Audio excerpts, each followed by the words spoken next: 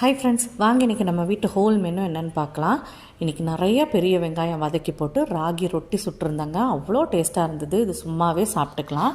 இது கூட பச்சைப்பயிறு சுண்டலும் கொஞ்சம் வெள்ளரிக்காயும் கட் பண்ணி வச்சுருக்கேன். இதுதான் காலையில் பிரேக்ஃபாஸ்ட்டுக்கு. அப்புறம் என் ஹஸ்பண்டுக்கு என்னென்ன பேக் பண்ணி கொடுத்து அனுப்புகிறேன்னு காமிக்கிறேன் வாங்க. இது ஸ்வீட் கார்ன் வேக வச்சுருக்கேன். இது ஒரு 11 மணிக்கு சாப்பிடுங்கன்னு சொல்லியிருக்கேன். ஆனால் எனக்கு கன்ஃபார்மாக தெரியும் ஆன் தி வேலையே அதை கம்ப்ளீட் பண்ணிட்டு போயிடுவார்.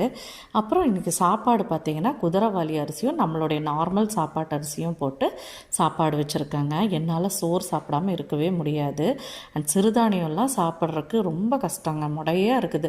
அதனால் நான் கொஞ்ச நாளாக இந்த மாதிரி ஃப்யூஷனாக செஞ்சுக்கிறது. இது கூட குதிரைவாலின்னு இல்லை, எந்த சிறுதானியம் வேணாலும் போட்டு கொஞ்சம் நம்ம அரிசியும் போட்டு சாப்பாடு செஞ்சால் நம்ம அந்த வெள்ளை சாப்பாடை மிஸ் பண்ணோங்கிற ஒரு ஃபீலே வராது. ரொம்ப டேஸ்ட்டாகவே இருக்குங்க. நீங்களும் வேணால் ட்ரை பண்ணி பாருங்கள். இது கூட நல்லா காரசாரமான வெண்டைக்காய் புளிக்குழம்பு செஞ்சுருக்கேங்க. சூப்பராகவே இருந்தது. இப்போல்லாம் என்னுடைய கான்செப்ட் என்னன்னா, இந்த 40+ல் முடிஞ்ச அளவுக்கு நிறைய காய்கறி எடுத்துக்கணுங்கிறது தான்.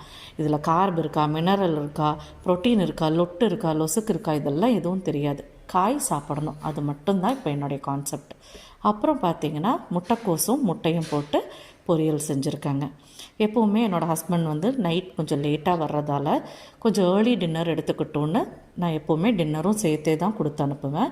அப்படி இன்றைக்கி என்ன செஞ்சுருக்கேன்னு பார்த்தீங்கன்னா, கோதுமை ரவை, சம்பா ரவை இருக்குது இல்லைங்களா, அதில் பச்சை பட்டாணி மட்டும்தான் இருந்தது இன்றைக்கி.